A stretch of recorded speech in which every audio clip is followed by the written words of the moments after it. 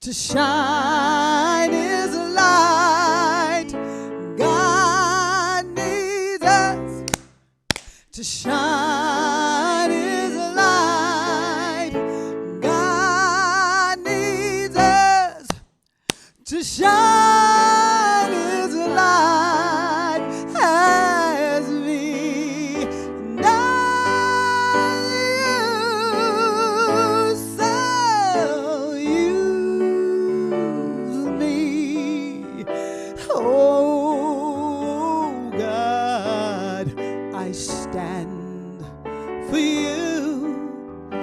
Here I'll abide as you show me all that I must do. Show me all that I must do.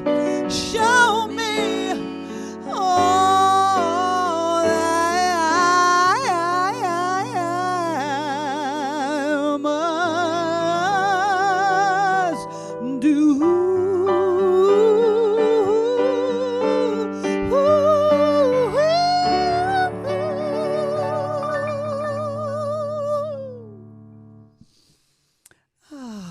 Thank you, Linda. Use me, yes. And this is the night for that, to allow our hearts to open. And we're so blessed. We have the wonderful, magnificent Christine Thompson to come in and give us our blessing. Christine. Thank you, Gino and Linda. It was a beautiful song. Use me. So let's just start this evening in that loving space that's already here, that was created by the divine. That right here in this place, in this space, and in this time, moving throughout our evening, is the one and only thing that is ever happening, and that is love. So I know that this evening has already been ordained by Spirit in the using, breathtakingly so, by Gino. And so whatever arises this evening is merely for an invitation to be with God and with love. And so knowing these things are already so, that magnificence, that being used by Spirit, being used by the divine is already happening. I know this night is blessed, it is loved, and I let it go. And I surrender it now into more love. And so it is.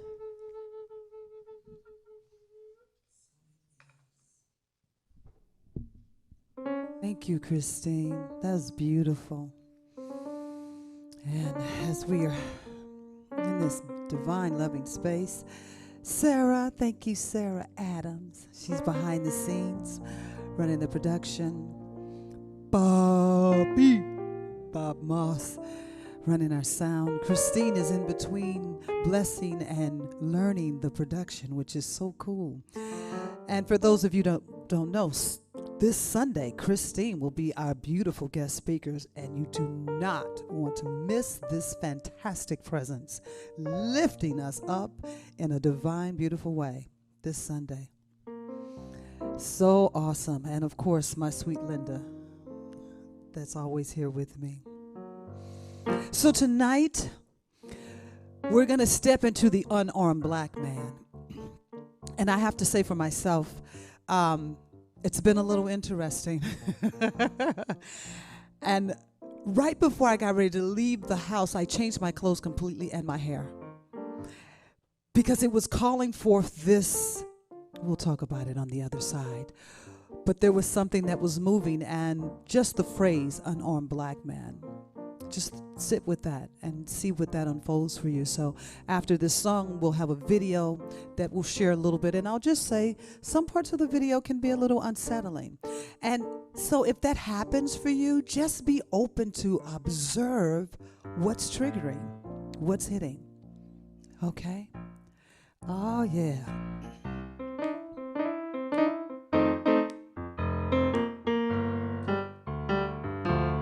Well, you better listen, my sisters and brothers, 'cause if you do, you will hear the voices that are calling across the year.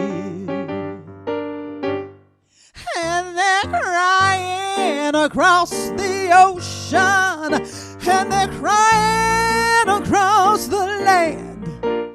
And they will until we all understand that none of us are free. None of us are free.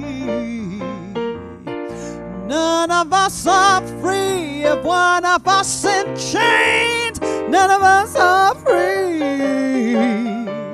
Oh, there are people in the darkness, and they just won't see the light.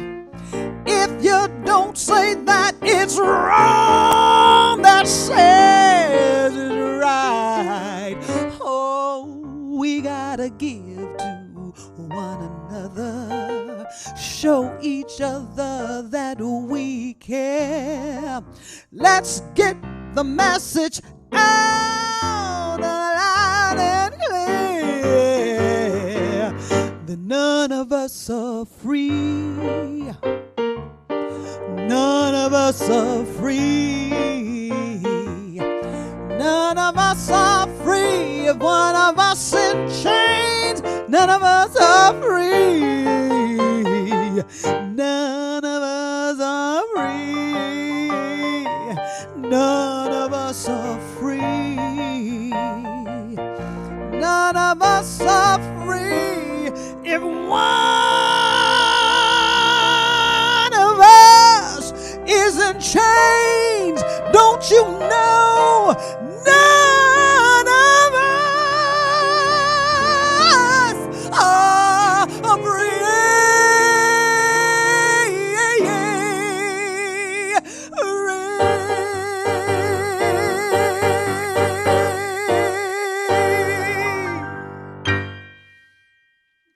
Get it, Linda. Woo! Thank you. All right, let's get ready for the video on the unarmed man. As the verdict approaches for Darren Wilson, the Ferguson, Missouri police officer who shot and killed 18-year-old Michael Brown, the city continues to protest what they argue to be an unfair, trigger-happy police force and a war zone reaction to civilian protests. Unfortunately, this is far from the first time we've heard this story in America. Los Angeles, 1991. Rodney King, a 25-year-old black man, refuses to pull over after he's flagged for speeding. After a high-speed chase, 4 police officers surround him and severely beat him. Security footage sparks mass public outrage. Despite that, all 4 officers are acquitted of excessive force charges, and residents riot in South Central LA, causing millions of dollars in damage, thousands of injuries, and 53 deaths. New York, 2006. Sean Bell is drunk at his bachelor party. After an altercation outside a nightclub is misinterpreted by police, Bell and 2 friends are shot 50 times, killing Bell and severely injuring the others. Oh, Sean Bell, NYPD, Mass protests follow, and despite outcry, all officers tried for the shooting are acquitted. San Francisco, 2009. Oscar Grant is involved in a drunk scuffle on a BART train late on New Year's night. Police respond and detain Grant and several friends. An unarmed Grant resists his subduer, despite being kept prone. An officer on the scene shoots him in the back, in front of dozens of witnesses, some of whom are videotaping the incident. Grant dies in the hospital a few hours later. The community immediately galvanizes to demonstrate against the police's conduct. The officer serves 2 years in prison and is now out on parole. The events inspired the 2013 film Fruitvale Station. Sanford, Florida, 2012. 17-year-old Trayvon Martin is walking home from a convenience store. Neighborhood watch coordinator George Zimmerman believes Martin looks suspicious. After he calls the police, Zimmerman approaches Martin. The two struggle, and Zimmerman fatally shoots and kills the unarmed teenager. Protests spread across the country, with figures like Al Sharpton and President Obama lending their voices in disdain for Florida's Stand Your Ground laws, which to this date have not been changed. I just ask people to consider, if Trayvon Martin was of age and armed, could he have stood his ground on that sidewalk? Ferguson, Missouri, 2014. Michael Brown and a friend are walking in the middle of the street. Officer Darren Wilson orders Brown and his friend off the street. A struggle ensues through the officer's truck's window, and a gunshot sends Brown running. Wilson pursues and shoots Brown 6 times. Protests, both violent and peaceful, erupt in Ferguson. Eventually, police deploy in military fashion, using non-lethal beanbag rounds to control protests and injuring several children in the process.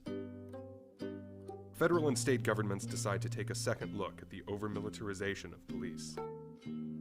Brown's death and the resulting chaos in Ferguson are milestones in the momentum these cases have gained. Outcry is louder on both sides, and while the government pledges to consider reform to police policy and state law, it seems like these stories have become depressingly predictable. If a white male teen was involved in the same kind of scenario, that from top to bottom, both the outcome and the aftermath might have been different. How many more times can the country withstand a tragic shooting, a muddy trial, and the resulting chaos?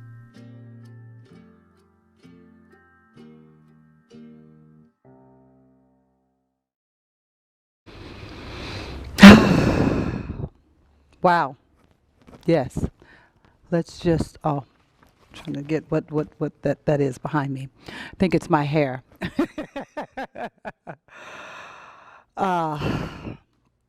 Powerful video that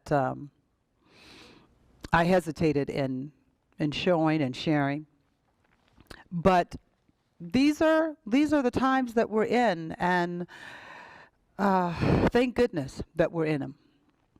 And the unarmed black man, this phrase that has been used by the media so many times that I myself have used, friends and family have used. Understanding, I started the conversation that before I left the house, I changed totally what I was going to wear from head to toe. And whether we realize it or not, there are images that different cultures depict, that the media has created a scenario. There are images that we see that we immediately think of something else. I was sharing with everybody that walking here today, I knew that I would get different responses. Because not only do I have all the black on, I got my afro happening, I had my mask, Black Lives Matter. And so I got a couple of horn blows. Yes, sister. I mean, I used to get the horn blowing, you know what I'm saying?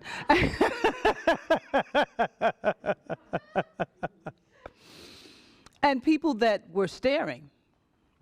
One lady, her mouth just hung open. And so I asked you to observe you, to observe what thoughts come up for you. What does this image depict? And especially with black men, you know, the pictures that they show of black men, anytime a black man has been arrested for anything, I feel like they find the absolute worst picture that's possible, and they show it. And so when you hear the phrase unarmed black man, it actually does the opposite. It creates this scenario where we think all black men or black people are criminals or have dabbled in criminal activity. And so not only is it unarmed black man, but then the next step is that we have to justify the type of character that the man is. Oh, he was a good student, he went to church, and I've always thought, what does that have to do with anything? This difference in how we see each other, and we're seeing the hatred just really starting to light this fire as our Asian brothers and sisters are being attacked, just for the fact of who and what they are, and this continuous story that they created the coronavirus. Well, the people that you're seeing, they had nothing to do with that. They have loved ones and families too that have been affected by the coronavirus. And if it did start in China, I've had millions of people that have died there as well. This thing that we have to hate someone or we have to blame someone. I was listening to a wonderful teacher that I love, Sheila McKeaton, and this epiphany that she had, that love is it. That's we can love through anything. And I love these words that she said, that if we don't choose to love, then each of us will suffer the consequences. So I was like, ooh, if I choose to have hatred in my heart, anger in my heart, then that affects me personally. That affects my whole physical being. That affects my mental being. And so the person out there that whom you may dislike or you're disagreeing with or you hate, it's not affecting them. What you're holding in you is affecting. And so we see that we have been holding things in our consciousness that it's time to observe. And so this is a time to be honest with yourself. That if you see a woman and you didn't know me walking down the street, would you think, oh, she's militant, she's angry? Would you be afraid? Would you think that, oh, she's a troublemaker? Or would you think, hey, she's speaking her voice? Would you nod and go, hey, how you doing? Or would you shy away and not look? So much of what we see and hear is manipulating us. And if we don't start observing and thinking for ourselves, then we will continue this pattern of hating and disliking people because they're different than us. You know, unarmed black man is also another key word for thug, brute. Shifting these words around so that when you hear it, it's not as bad.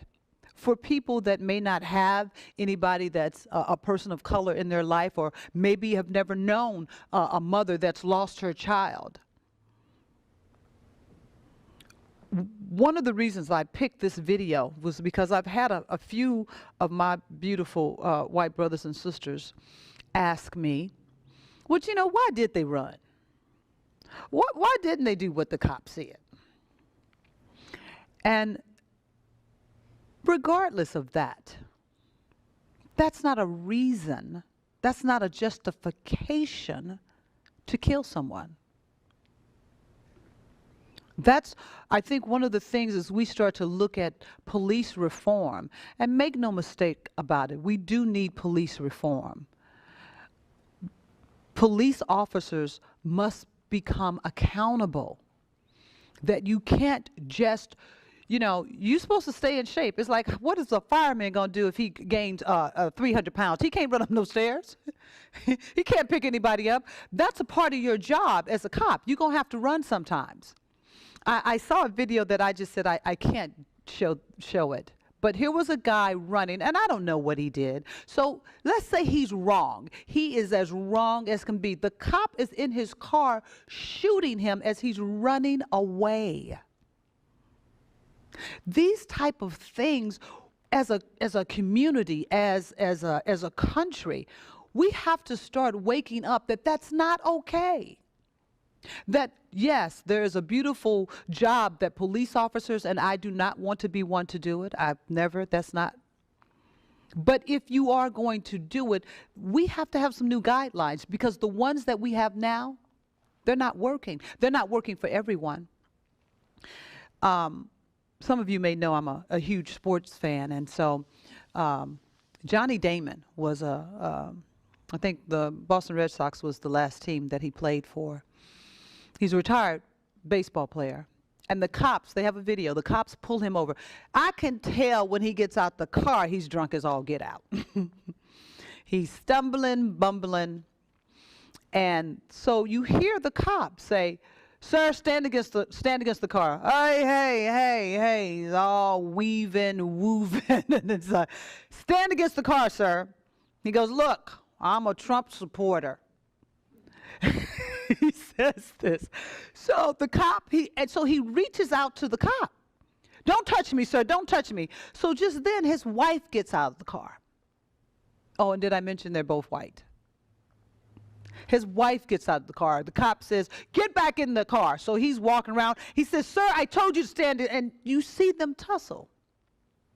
And the thing for me, I was like, and as the commentator said, is this not resisting arrest? Because that's one of the excuses that's always used why they feel that it's reasonable to shoot somebody of color. They were in a tussle. The wife is cussing him out, and then one of the other cop goes, "Lady, get back in the car. Don't put your hands on me." I mean, I was like, I would have been dead by now. Lights out. There was never a gun drawn. There was not even the hand on the holster. And they didn't even know who he was at first, so it wasn't like, oh, well, maybe because he was a sports figure. But our black athletes have not gotten that type of treatment. Now, stuff does get swept under the rug. Don't get me wrong there. But they know that they can't touch an officer. The likelihood is that they will be hurt. They will be shot. And so when we hear the phrase unarmed black men, I also saw this writer that decided to take 1 year, 2015 to 2016, and in that particular year, the percentages of black men that were shot by the cops and the percentages of white men that were shot by the cop, the white men were just a little higher. And so his argument was, so, why are black people trying to say that this is a racist thing? And I'm like, dude, that's 1 year. The film that I showed you, that's 22 years of incidents. Just 22. There are more. There are more. So Ferguson is very close to me because I am from St. Louis, and I remember when it was happening, and my brother called me, and I was like, don't you go, don't you go. And the Ferguson police, they do not play. You have to go, yes, sir, no, sir. Some of them don't like you to even look them in the eye.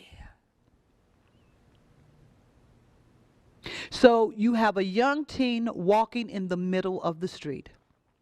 And once again, one of my friends said to me, well, why is he in the middle of the street? And I'm like, so is that a reason to kill somebody because they're in the middle of the street?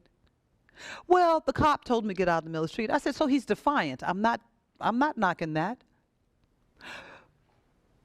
But one of the things that you see consistently with an officer dealing with black men and sometimes black women is that the moment that the order is given, if it is not obeyed in that instant, it elevates to the next level. Here, and I've seen many different white people. I've seen the white people spit on the cop. I saw one black cop. Me and my friend got so pissed off because it was a white woman talking to the black cop. She didn't have a mask on. And the black cop is, lady, I'm sorry, you're going to have to leave this establishment. And so we looked at one another like, girl, he would have bent our butts over, handcuffed at us. He would have drug us out. But here was this white woman that he kept constantly, miss, you're going to have to. And she was like, you have raped me. She was just saying all kind of absurd, obscene things. Finally, the white cop comes in. And he grabs her by the arm and pushes her outside. So then when that happens, she's yelling at him, but it's different. He handcuffs her. And I get it. I understand part of the fear for the black cop. That as it was, she was saying that he slapped her, he had raped her, all of these things that could potentially come back to bite him over something that was totally untrue. Unarmed black man, unarmed black woman. These pictures that you see behind me, some of these cases are extremely amazing. You know, the stand your ground, and this is how we constantly keep seeing the difference. This is all right for you, but not for me. So the two in the middle, the young man and the white girl, this is a case currently happening in Georgia. Now, Georgia has the stand your ground law, which is a law that I think should, me personally, they need to, it needs to be gone. But this law is happening in Georgia. So the young man, the black man, he and his girlfriend are out. They pull out of Taco Bell, and they're accosted by a car filled with white young men and a young woman. And they're saying nasty slurs, you're an in lover. They're trying to run them off the road. They're cussing them out. And so the young man has a legal permit to carry a gun. He shoots at the car to get him and his girlfriend away from this. Now, the young man is black, he is white. The young lady that you see in the picture with him, she was shot in the head and killed. This happened in June. The prosecutors are saying that the stand your ground law doesn't apply to him. By no means am I saying that it's okay for anybody to get killed. But understand, and it's hard to understand, because I also had someone say to me that, well, okay, Gino, they were saying words. If you've never had someone with such anger and hate spew words at you that they want to physically hurt you, they're intimidating you. Now, they were physically trying to run this young man and his girlfriend off the road.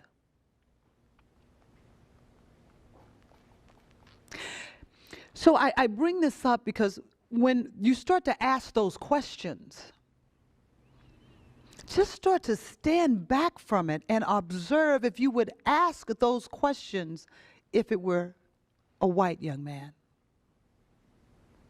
If you could not give him the consideration that he feared for what would happen to him and his girlfriend, had they been able to drive him off the road. He's still in jail. His family, his mother is white, his father is black. Seeing his family, you know, of course, the story begins of how he's a really good student. He's going to college. And I understand all of that, but it's like we look for those reasons far too much, and not the fact that a life on its own merit deserves to be valued. That any life is of value. And because of the color of its skin or the way that it speaks or for whatever country it's from, that should not devalue that life. But that's where we are. This was a very interesting thing.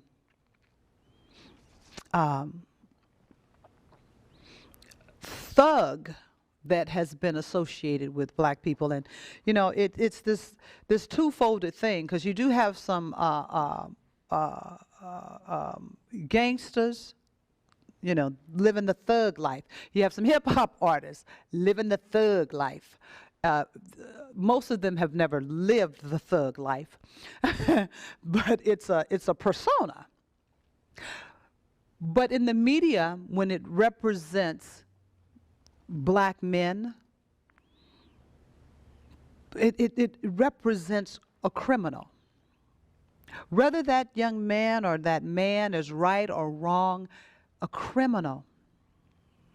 The far my left, probably your right picture of the policeman and the black man there. I remember seeing that one.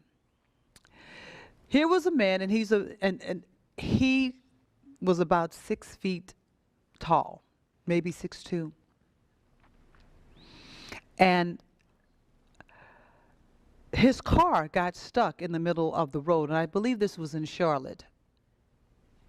And he had called for help. So what's not clear is how it goes from someone calling for their car for help to how it escalates to what I saw was this man with his hands up. And there is 1, 2, I think 4 cops.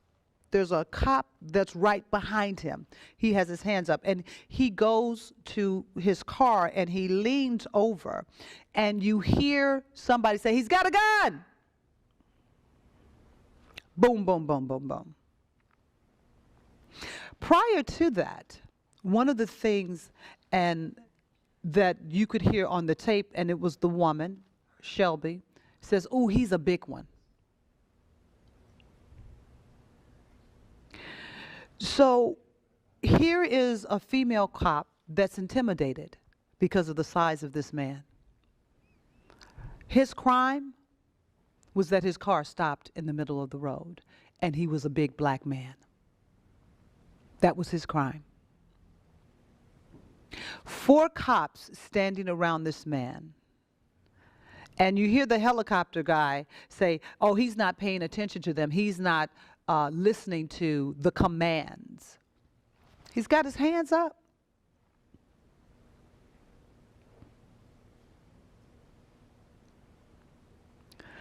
So we find that even having your hands up is not sufficient.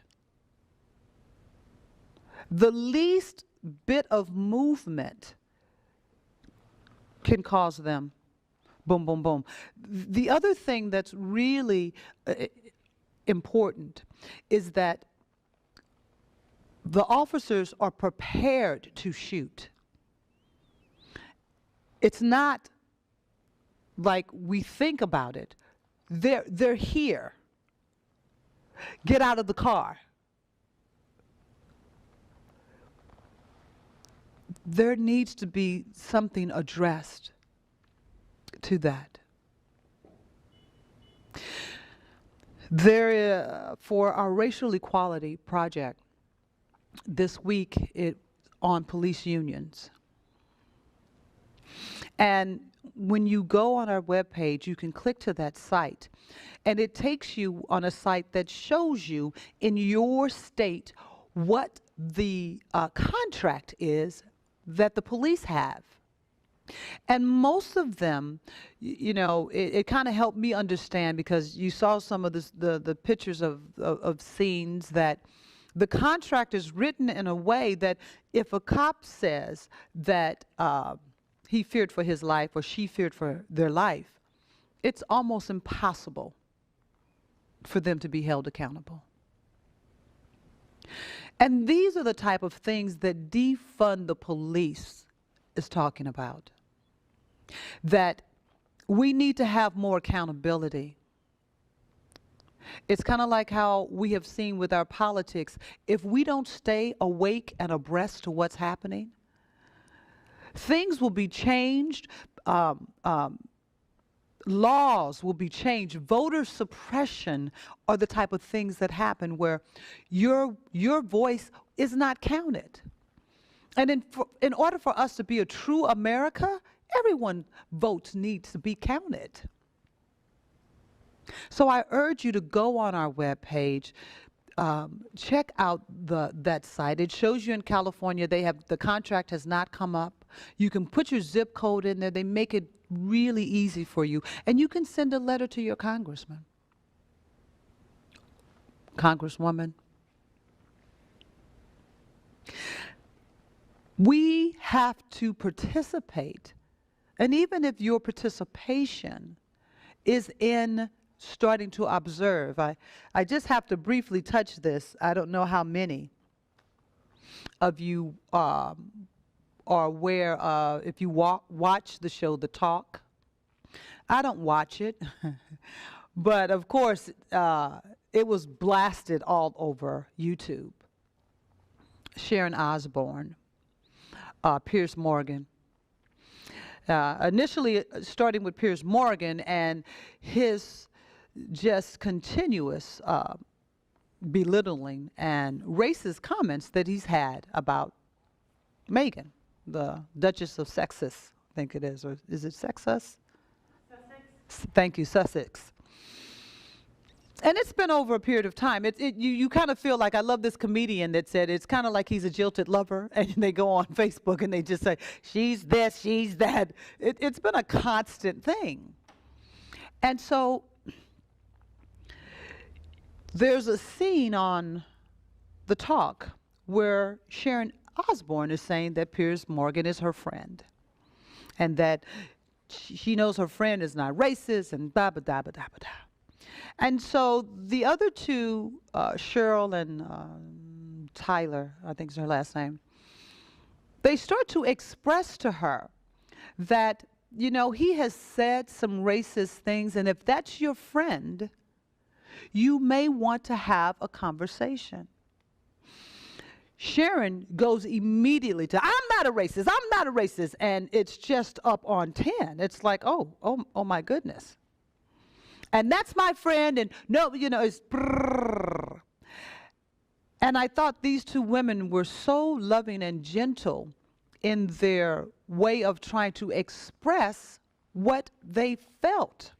And so in comes the comment, you tell me how Piers is a racist. You show me. And I have to say this for myself, that I've been in those conversations. And sometimes because of the magnitude of the conversation, I can't think at that time to be able to pick a particular scene.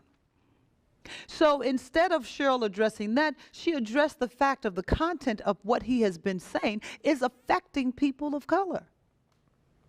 And that if this is your friend, and Sharon Osbourne was just irate on 10. And one of the things that upset me was there was a point that it looked like Cheryl was getting ready to cry because she said, Sharon, you're my friend. We're friends. These topics aren't easy, but our friendship, this is not her, this is me. Because I've had some tough conversations with some of my friends, and they're uncomfortable. Don't get me wrong, they're uncomfortable. But I can no longer not say what I really feel. I won't. It doesn't serve our friendship. It doesn't serve the wisdom and the expansion of what's possible. So Cheryl touches her eye as she looks like she's going to cry. And Sharon, don't you cry. I'm the one who should be crying. It's like, oh my God. And I have to say, for me, because she is so irate, there are probably some racist tendencies that she's not aware of. And not only that, that in itself is privilege. The fact that you would think that you are beyond, and she goes on to say, I'm a Jew or I'm Jewish, how can I be racist? Really? That's the most asinine thing I think I've ever heard. We all have these opinions about different culture and races, and the media is a part of that, and the way a person looks has been a part of that. And so to say that you won't even listen. And so I called a friend of mine that had asked me at one point, well, you know, what can I do? And we talked about this, and I said, you know, one of the things that she could have done in that moment was to listen. This wasn't to be right or wrong. You may agree with it, may not, but to listen. You have the chances of you going to a store and somebody following you around, the chances of you getting pulled over just because your car doesn't look like it's the right car in the right neighborhood, I doubt you've had that. So when you know, and I know that there are people that feel that, oh, you black people, come on. We don't chain you up anymore. Just the bad ones. We let your kids go to school with our kids. I mean, what more do you want? We want the world to be equal for all. Because it is because of the allness that the world has expanded to the greatness that it is. That song that Stevie Wonder wrote, Black Man, I love that it was a history lesson that showed how all different nationalities gave birth to this country, not just one. Everybody participated. Some gave in their life. Some gave in inventions that were they never got recognized, and their families didn't get recognized and receive what should have happened. But we've all given to make this place the way it is right now. So that means we also can create something new. When you hear unarmed black man, start to recognize what you think that black man is. What are you thinking about him? What vision comes to your mind? When you see a black man, maybe with his pants sagging. I remember this beautiful lady, I was in Seattle, and we were doing a workshop on racism. And she was honest. And I said, if you see a young black man with his pants sagging, with a chain, she said, I'm going to cross on the other side of the street because I'm afraid of him. He's a drug addict. He's a criminal. And she listed, and the other people in the class was like, oh. I was like, no, this is the truth. I said, and what if it's your grandson? And before she could think, she said, well, he's white. The fact that you can think that he's white with his pants sagging, he's not a criminal. He's styling. He's wearing what the kids are wearing today. But this young black man with a hoodie on, he's a suspect. He's somebody that potentially, you look at the Trayvon Martin, this was because someone said that a black young man with a hoodie on is a possible criminal. If he were white, it would have been like she said, but he's white. How is that possible? Thug. Brute. Minority.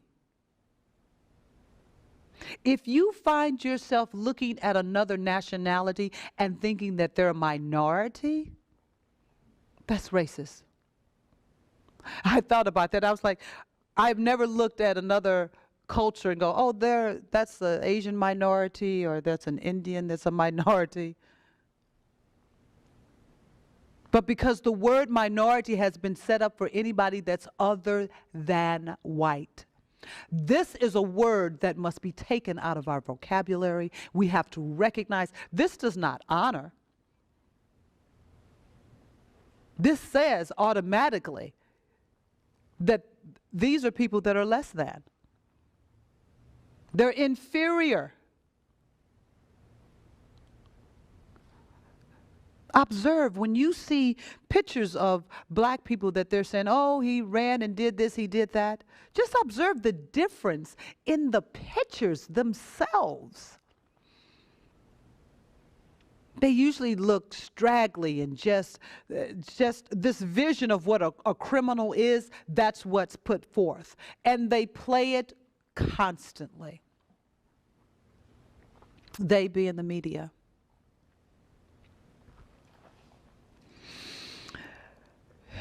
There was a story from the 1900s,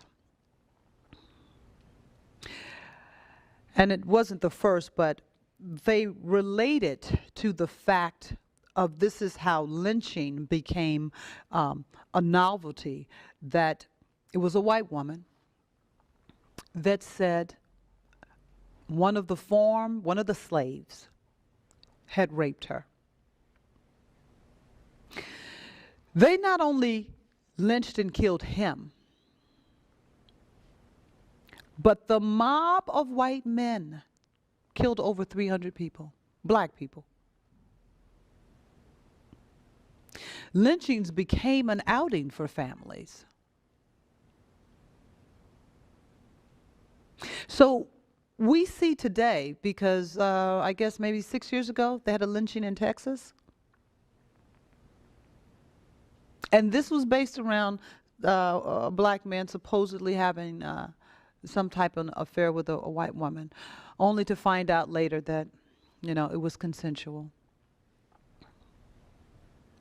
But the anger, the hatred, the seed that we are unearthing, that we are not human beings. And they did studies that said our head was too small, or our jawline was more like an ape. These things that have been done, that have been said about people of color, to create this scenario that provides a sense of comfort. That, oh, I'm not killing someone's son. I'm not shooting someone. He's a criminal. He's running. He's defiant. She's incoherent. I'm not killing a human being. This is a criminal. So we want to start listening ourselves to what and how we see people that don't look like us. This last story, it's funny, but true, and it's actually one that I kind of relate to a little bit. Someone called the police. 911 said, hey, there's a white woman driving in such and such a car. This black man is trying to steal the car from her. He's in the car with her. You've got to help. The cops spot the car, pull the car over. White woman driving, black young man in the car. Get out of the car! And the woman's like, what are you doing? What are you doing? They run and they handcuff the guy, and they're like, lady, are you right? She's like, yes, what are you doing with my grandson? And the cops are like, what? That's my grandson. Now, she was white as all white get out. He was very chocolate. My mother told me a story as a kid. When I was little, I was really, really high yellow, as they would say, high yellow. And my mother was very rich cocoa.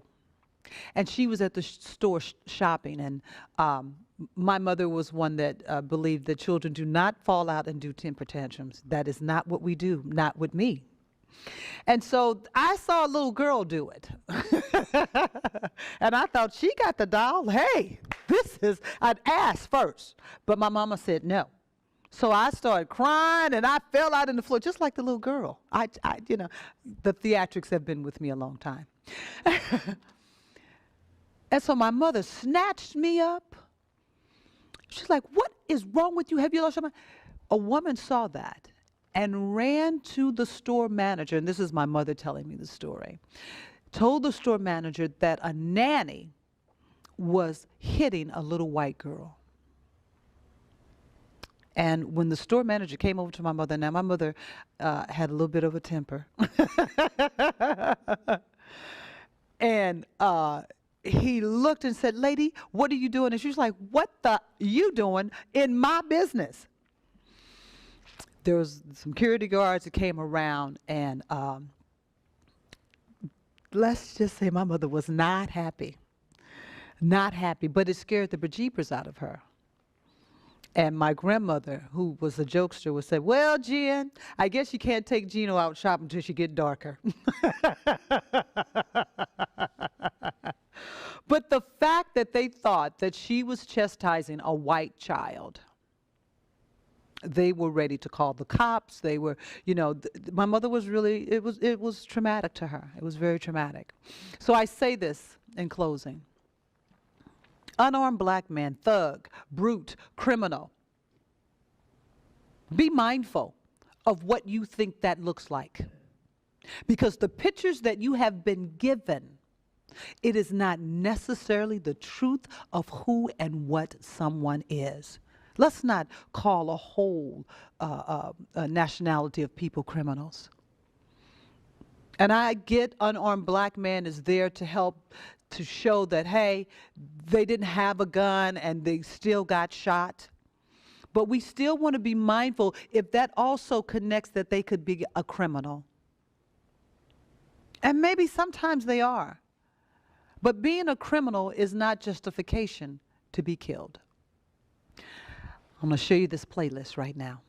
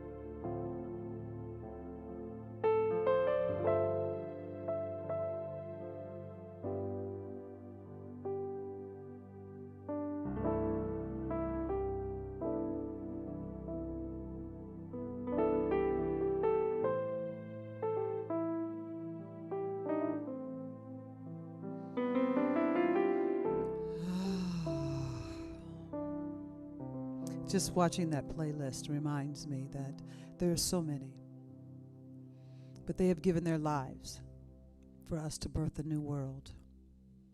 So I thank you for being here with Kitchen Conversations and joining me in the kitchen. This is our conscious giving time.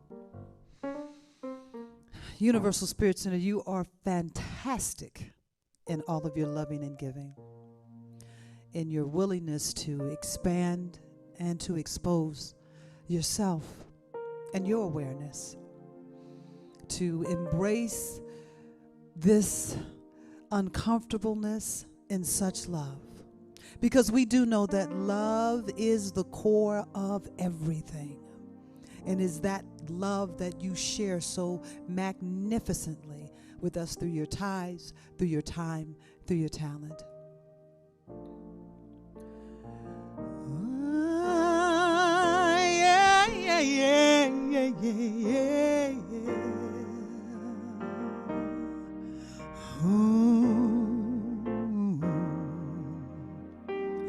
Pour yourself in me, pour yourself into my heart.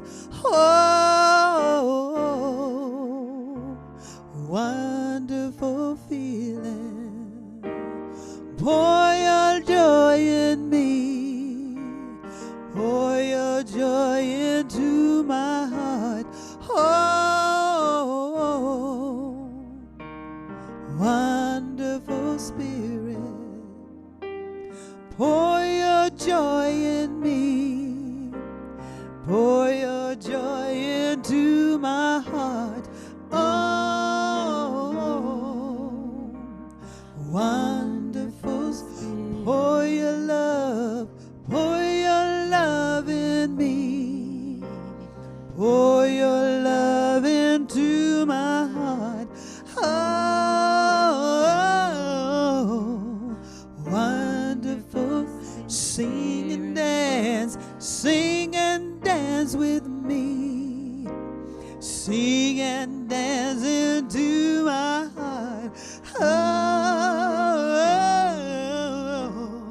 wonderful Spirit. So, as the Rev always says, let's take a breath.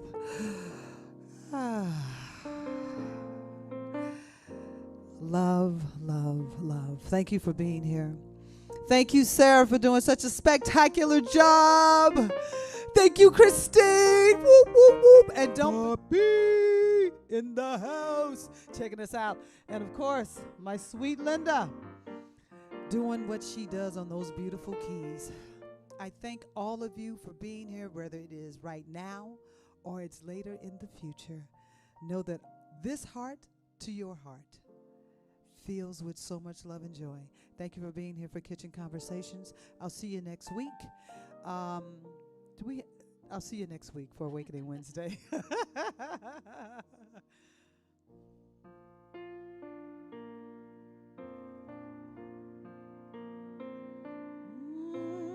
Pour yourself in me. Pour yourself into my heart.